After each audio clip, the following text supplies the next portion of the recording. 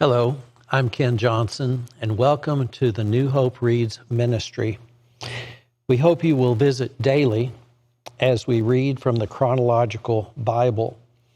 May our time spent together in God's Word be a blessing to us all as God reveals Himself and His nature, as He opens our minds, and as He prepares our hearts for our good and His service. Again, thank you for joining us.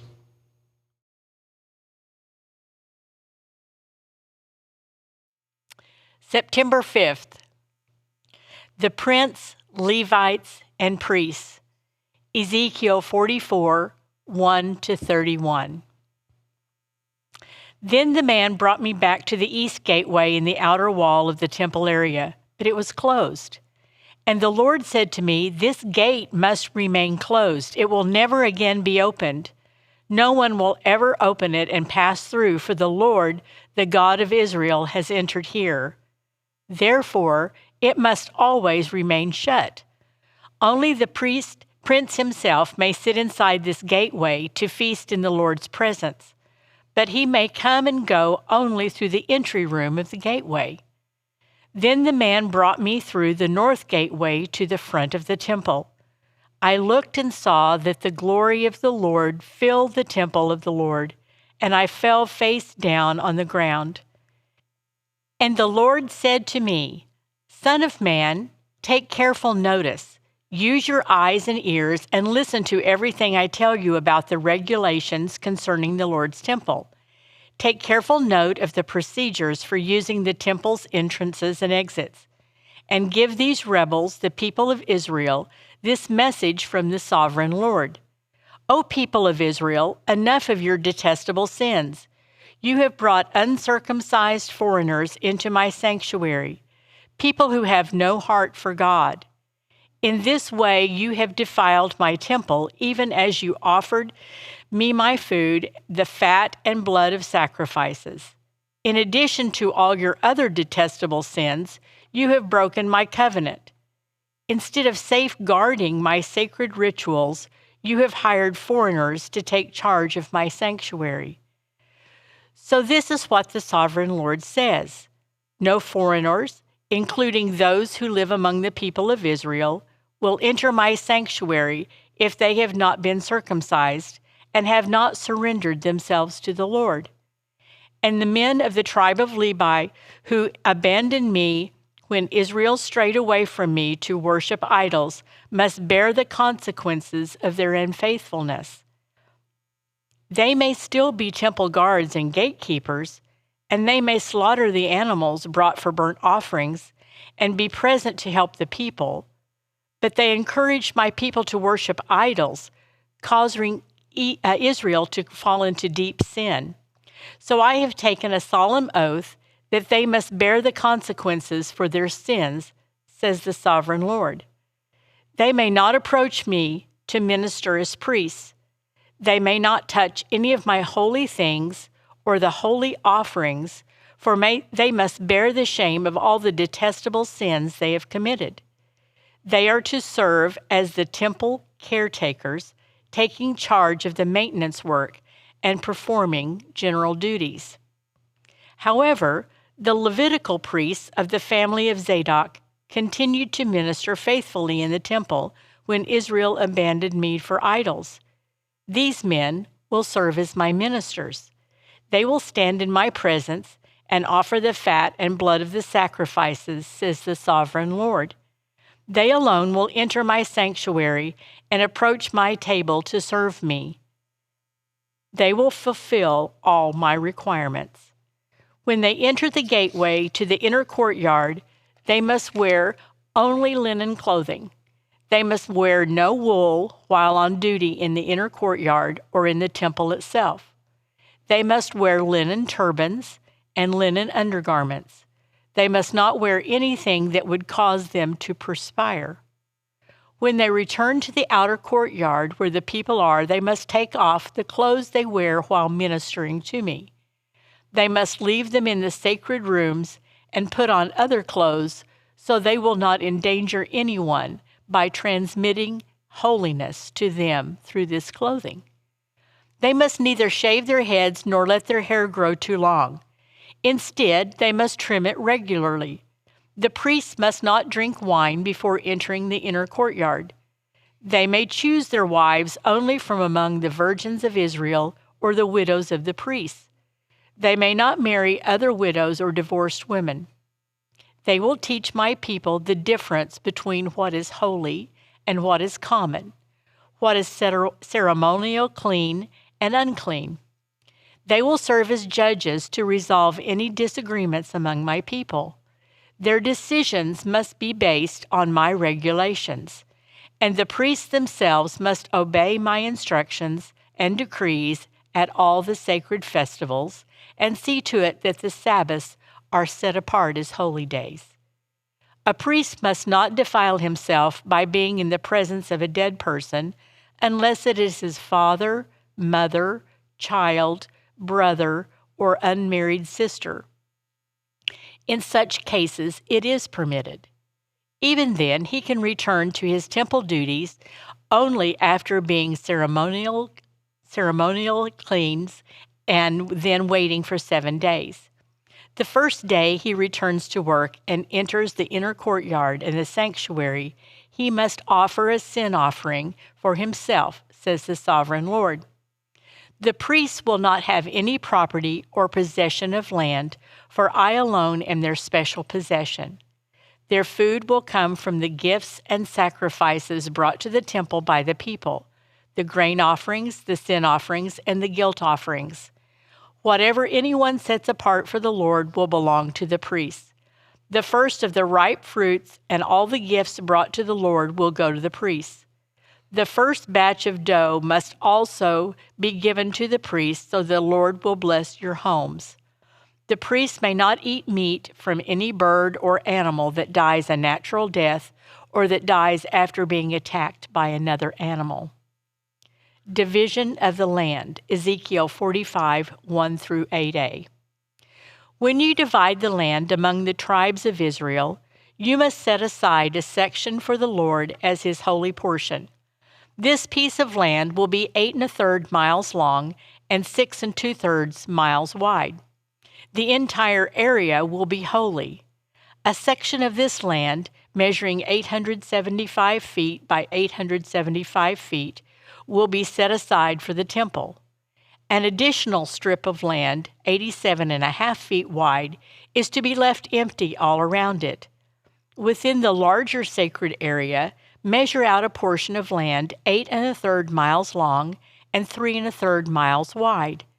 Within it, the sanctuary of the most holy place will be located. This area will be holy, set aside for the priests who minister to the Lord in the sanctuary. They will use it for their homes, and my temple will be located within it.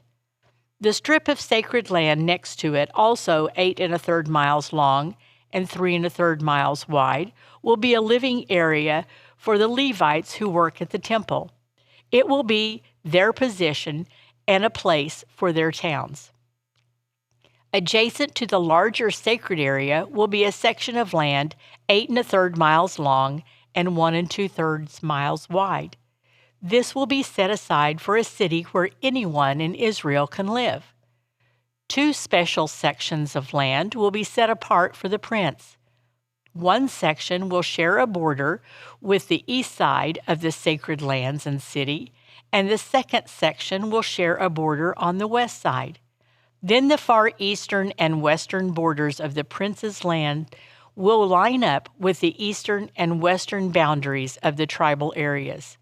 These sections of land will be the prince's allotment. Rules for the prince, Ezekiel 45, 8b to 12. Then my princes will no longer oppress and rob my people. They will assign the rest of the land to the people, giving an allotment to each tribe.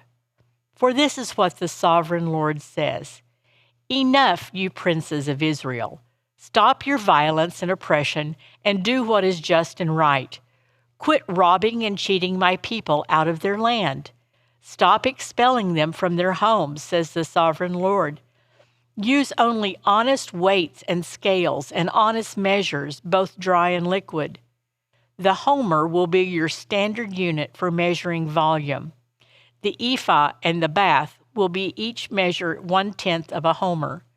The standard unit for weight will be the silver shekel.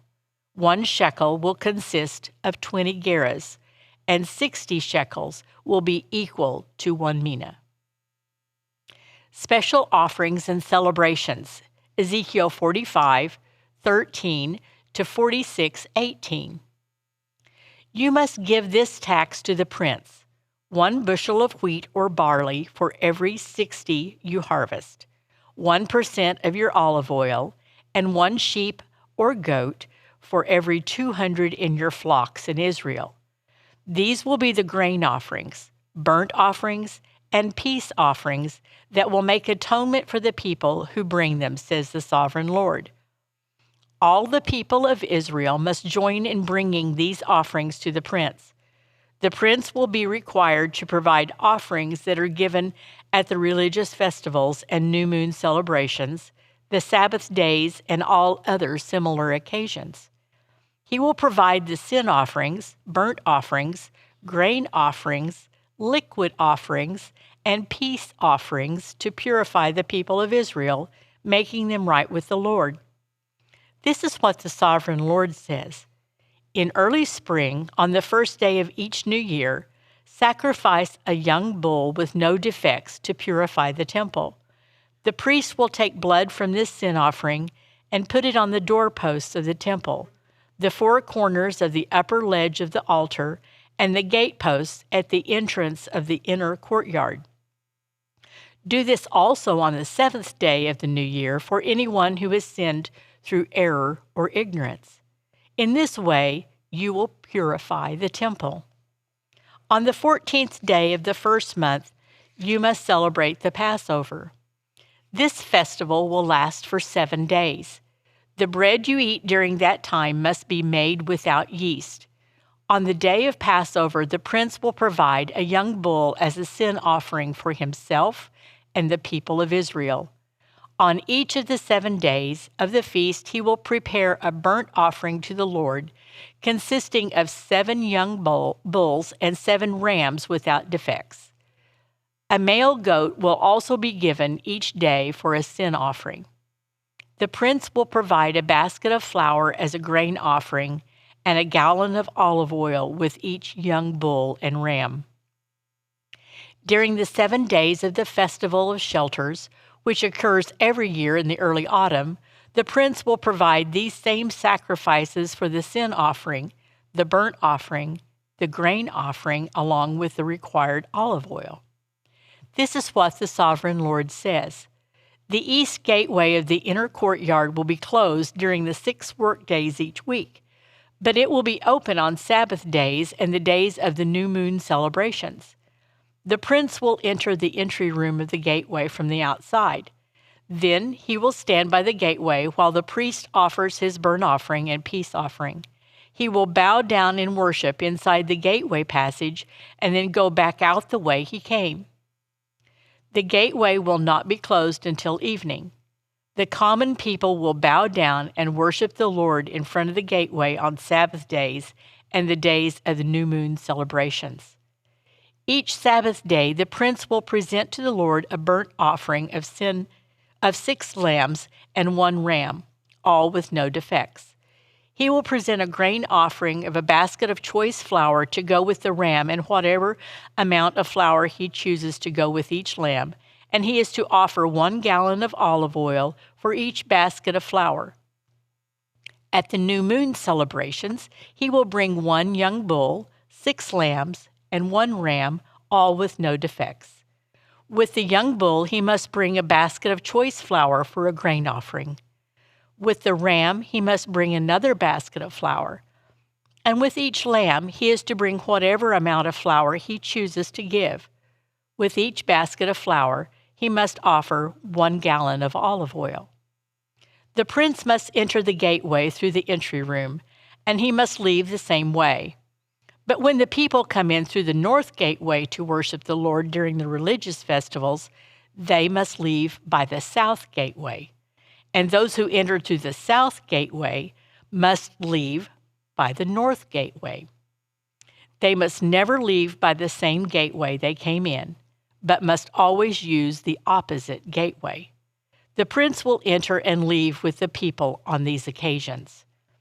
So at the special feasts and sacred festivals, the grain offering will be a basket of choice flour with each young bull and another basket of flour with each ram, and as much flour as the worshiper chooses to give with each lamb. Give 1 gallon of olive oil with each basket of flour. When the prince offers a voluntary burnt offering or peace offering to the Lord, the east gateway to the inner courtyard will be opened for him, and he will offer his sacrifices as he does on Sabbath days. Then he will leave, and the gateway will be shut behind him. Each morning you must sacrifice a 1-year-old lamb with no defects as a burnt offering to the Lord. With the lamb, a grain offering must also be given to the Lord. About 3 quarts of flour with 1/3 of a gallon of olive oil to moisten the choice flour. This will be a permanent law for you. The lamb, the grain offering, and the olive oil must be given as a daily sacrifice every morning without fail. This is what the sovereign Lord says. If the prince gives a gift of land to one of his sons as his inheritance, it will belong to him and his descendants forever. But if the prince gives a gift of land from his inheritance to one of his servants, the servant may keep it only until the year of Jubilee, which comes every 50th year. At that time, the land will return to the prince. But when the prince gives gifts to his sons, those gifts will be permanent, and the prince may never take away anyone's property by force. If he gives property to his sons, it must be from his own land, for I do not want any of my people unjustly evicted from their property. The temple kitchens, Ezekiel 46:19-24. In my vision, the man brought me through the entrance beside the gateway and led me to the sacred rooms assigned to the priests, which face towards the north. He showed me a place at the entrance west end of the rooms. He explained, "This is where the priests will cook the meat from the guilt offerings and sin offerings and bake the flour from the grain offerings into bread. They will do it here to avoid carrying the sacrifices through the outer courtyard and endangering the people by transmitting holiness to them." Then he brought me back to the outer courtyard and led me to each of its 4 corners. In each corner I saw an enclosure. Each of these enclosures was 70 feet long and 52.5 feet wide, surrounded by walls. Along the inside of these walls was a ledge of stone with fireplaces under the ledge all the way around. The man said to me, "These are the kitchens to be used by the temple assistants to boil the sacrifices offered by the people." Hi there, and welcome to New Hope Reads. I'm Mark Ruff, and we are delighted that you've joined us to share in the reading of God's Word. It's very important that we share this together and be in God's Word daily. And by the way, we'd like to invite you to join us here at New Hope Church of Christ anytime you get a chance. Sunday mornings, we have classes at 9:30. We have worship at 10:30, and you can join us live or online. Have a blessed day.